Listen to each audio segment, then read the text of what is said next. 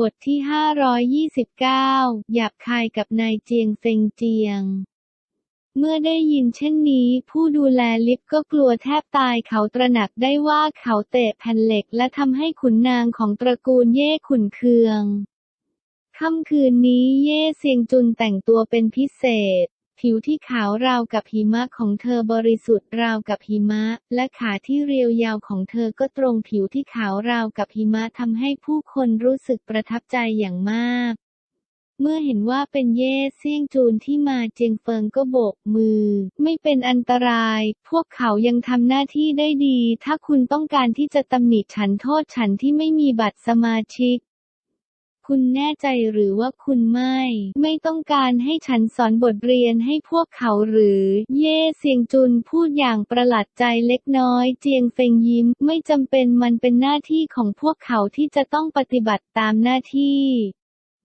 เจียงเฟงไม่ใช่คนใจแคบเขารู้ว่าอีกฝ่ายไม่ได้ประเมินเขาต่ำเกินไปและแค่ทำหน้าที่ของเขามันคงไม่มีเหตุผลที่ฉันจะสร้างปัญหาให้คนอื่นเพราะผลงานของพวกเขาคุณแตกต่างจากคนพวกนั้นจริงๆเย่เซียงจุนมองไปที่เจียงเฟิงในความประทับใจของเธอถ้ามีใครกล้าล่วงเกินกลุ่มคนสำอางแบบนี้บริกรเหล่านี้อาจถูกไล่ออกทั้งหมดเจียงเฟงหัวเราะเบาไม่ใช่ว่าฉันไม่แยกแยะระหว่างความดีและความชั่วนี่เย่เซี่ยงจูนยื่นไพ่สีดำให้เจียงเฟงการ์ดสีดำมีฝีมือประณีตและคำว่าจักรพรรดิซุนเขียนอยู่ตรงกลางซึ่งแสดงถึงสถานะสูงสุดเจียงเฟงหยิบการ์ดสีดำและพูดด้วยความประหลาดใจนี่คืออะไรการ์ดสีดำระดับสูงสุดของโรงแรม Emperor Grand รับไปใช้ก่อนเย่เซี่ยงจูนพูดห้วนเจียงเฟงเข้าใจและเขาพูดด้วยรอยยิ้มขอบคุณคุณเซี่ยงจูนฉันมีบางอย่างที่ต้องทำงั้นไปกันก่อนหลังจากพูดจบเจียงเฟงก็ขึ้นลิฟต์พร้อมกับการ์ดสีดำสูงสุดและรีบไปที่ห้องโถงว่ายน้ำชั้น17ผู้ชายคนนี้แตกต่างจริงๆเย่เซียงจุนพึมพำเจียงเฟงช่วยชีวิตเย่ฮงทูปู่ของเขาจากนั้นเอาชนะแวงซิรุในรถแข่งเย่เซียงจูนมองไปที่เจียงเฟงด้วยความชื่นชมเมื่อเห็นว่าเจียงเฟงกำลังประสบปัญหาอยู่ในขณะนี้เย่เซี่ยงจูนก็ไม่ได้คิดมากเกี่ยวกับเรื่องนี้และรีบไปทันทีและมอบใบดำสูงสุดเพียงใบเดียวของตระกูลเย่เมื่อพูดถึงสุพรีมและการ์ดเจียงเฟิงก็มี1ใบแต่เจียงเฟิงคือการ์ดดำสูงสุดสากลอันหนึ่งสำหรับธนาคารโลกและอีกอันสำหรับรีเก้าโฮเทลอันหรูหราแห่งนี้ในขณะนี้แวงซิรุและเลียงจินเพ็งมาถึงสระว่ายน้ำบนชั้น17แล้วและพวกเขาก็เปลี่ยนเป็นชุดว่ายน้ำและนั่งข้างดื่มเครื่องดื่มอย่างสบายเหลียงจินเผิงมองไปที่ทางเข้าลิฟต์และเขาพูดติดตลกว่านายน้อยหวางดูเหมือนว่าเจียงเฟิงตัวตลกจะไม่สามารถขึ้นมาได้โรงแรมรีเก้ามีข้อจำกัดและคนใจอ่อนอย่างเขาไม่มีคุณสมบัติที่จะก้าวเท้ามาที่นี่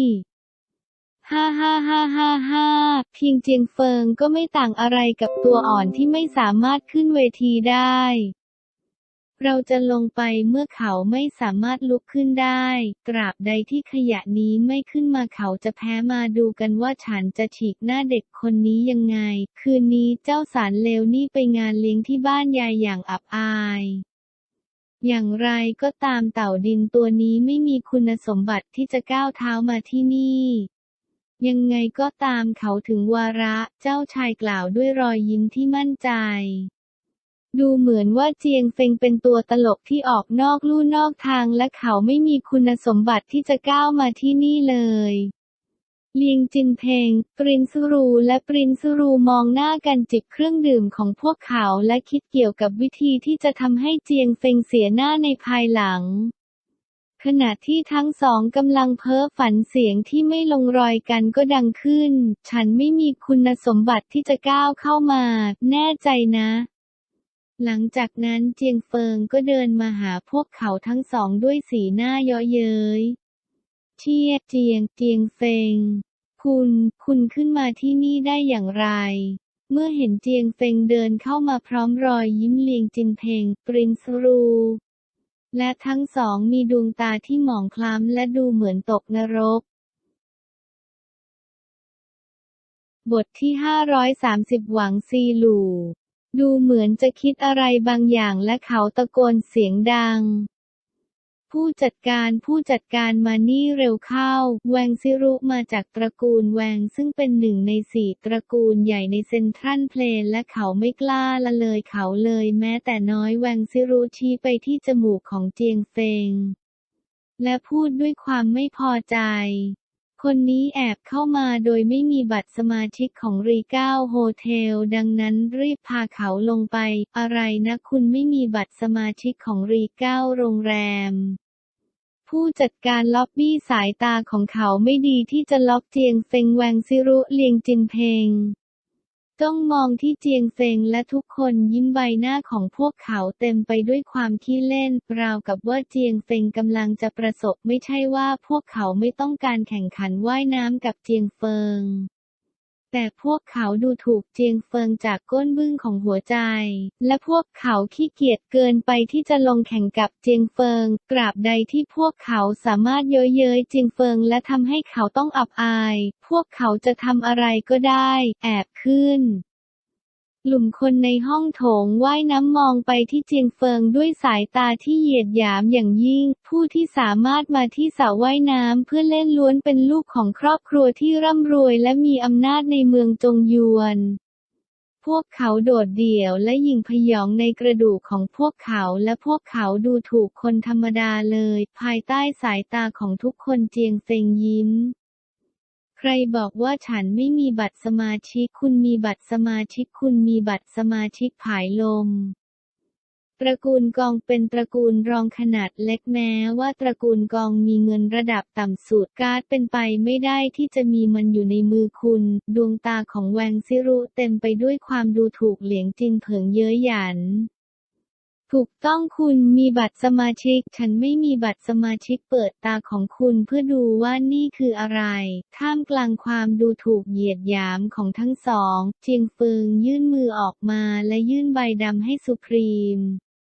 เมื่อเห็นการ์ดสีดำในมือของเจียงเฟิงแวงซิรุก็หัวเราะอย่างหนักจนน้ำตาแทบจะไหลออกมานี่คืออะไรนี่คือบัตรสมาชิกของรีเก้าโฮเทลหรือไม่ฮ่าฮ่าฮ่าฮ่าฮ่าฮ่าฮ่าฮ่าฮ่าฮ่าฮ่าฮ่าฮ่ามันไร้สาระมากเจียงเฟิงฉันคิดว่าคุณไม่ใช่แค่คนขี้โกงคุณยังโง่อยู่หรือเปล่าจุนี่คือบัตรสมาชิกใช่ไหมคุณรู้วิธีเขียนคำว่าอัปยศไหมผู้จัดการอย่าเลอะเทอะแล้วโยนตัวตลกนี้ออกไปเหลียงจินเผิงหัวเราะไร้สาระเด็กที่ทรงพลังหลายคนในที่เกิดเหตุจ้องมองไปที่เจียงเฟิงและสายหัวอย่างไรก็ตามเมื่อทุกคนคิดว่าเจียงเฟิงตายแล้วผู้จัดการห้องโถงก็ตกใจเขามองไพ่สีดำในมือของเจียงเฟิงด้วยความไม่เชื่อจดจำในวินาทีบนโทรศัพท์มือถือเพื่อให้คุณได้อ่านนิยายที่ยอดเยี่ยมนี่สุภาพบุรุษท่านนี้สะดวกหรือไม่ที่จะให้ข้าดูการ์ดใบนี้สายตาของผู้จัดการห้องโถงเต็มไปด้วยความเคารพเจียงเฟิงพยักหน้าลองดูสิหลังจากได้รับบัตรสีดำผู้จัดการล็อบบี้ตรวจสอบไปมาเพื่อยืนยันรหัสจากนั้นดูวัสดุของบัตรสีดำในที่สุดเขาก็คืนบัตรสีดำด้วยความเคารพถึงเจียงเฟิงยินดีต้อนรับครับท่านสู่สระว่ายน้ำบนชั้น17ของโรงแรมรีเก้าคุณเป็นผู้ใช้สุพรีมแบล็กการ์ดที่ได้รับเกียรติสูงสุดคุณสามารถลองทุกอย่างในสระว่ายน้ำได้ฟรีหากคุณต้องการเราสามารถล้างพื้นทั้งหมดเพื่อคุณสนุกอยู่คนเดียวล็อบบี้ผู้จัดการโค้งคำนับเจียงเฟิงด้วยความเคารพอะไรผู้ใช้ไพ่ดำสูงสุดที่มีเกียรติที่สุดทันทีที่คำพูดเหล่านี้ออกมามันก็เหมือนกับสายฟ้าที่ระเบิดออกมาและการแสดงออกเกือบทั้งหมดในฉากก็หยุดนิ่งในสระว่ายน้ำเด็กกลุ่มหนึ่งจากครอบครัวที่ร่ำรวยและมีอำนาจมีปากของพวกเขาที่กลายเป็นรูปตัวโอซึ่งสามารถใส่ไข่ขนาดใหญ่ได้หลายฟอง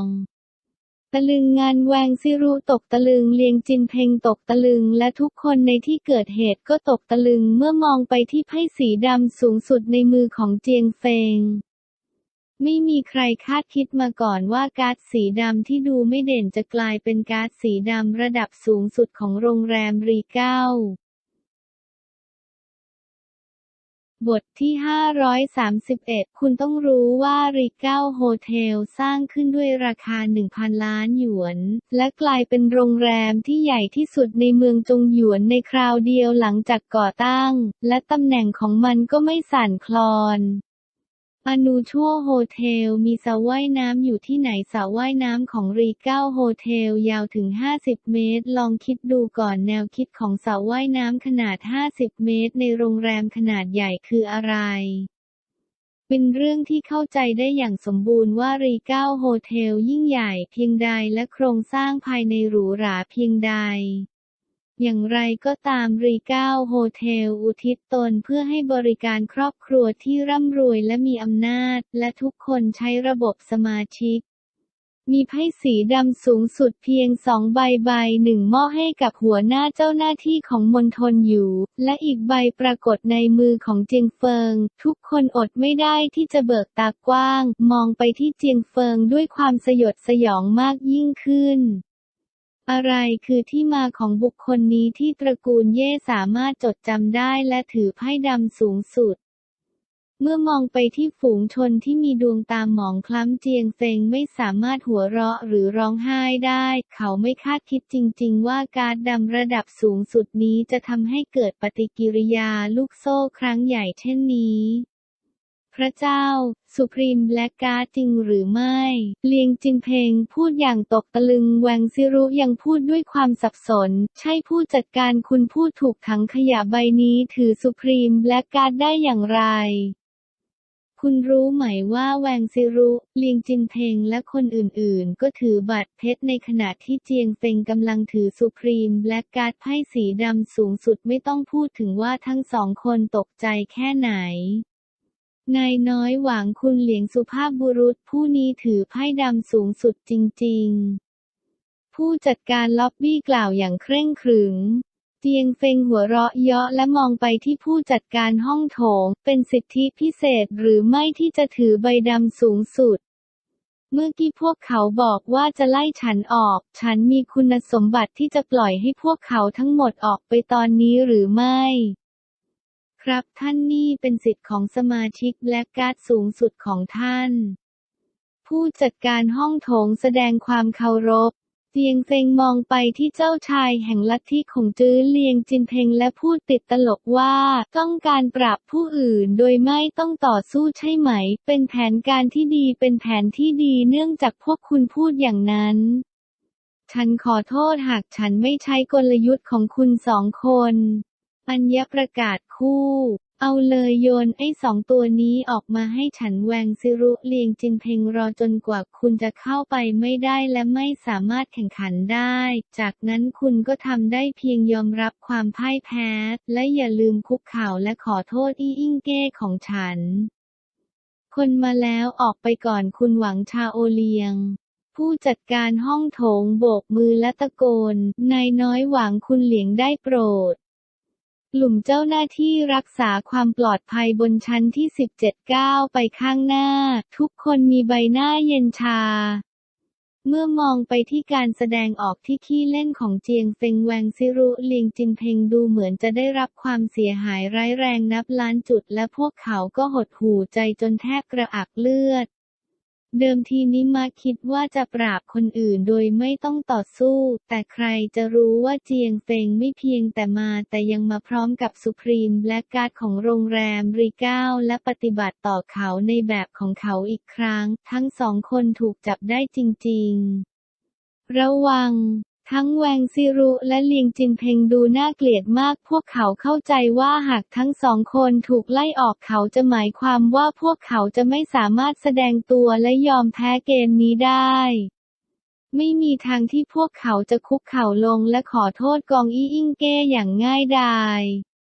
แวงซิรุตะโกน ไร้ยังอาย เจียงเฟงคุณเป็นคนไร้ยังอาย คุณจะเป็นสุภาพบุรุษที่แท้จริงได้อย่างไรถ้าคุณต่อสู้กับฉันตรง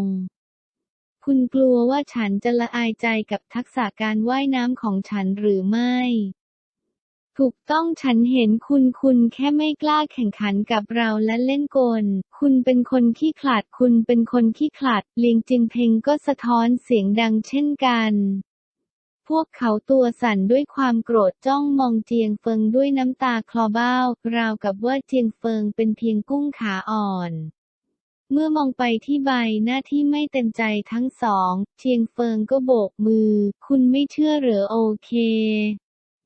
ฉันเจียงเฟิงวันนี้ไม่รังเกียจที่จะสอนบทเรียนให้คุณ ต่อไปฉันจะแจ้งให้คุณทราบว่าอี้อิงฮูโอและฮาโอเย่คืออะไร คือให้ท่านเข้าใจอย่างถ่องแท้ว่าสวรรค์กับโลกต่างกันอย่างไร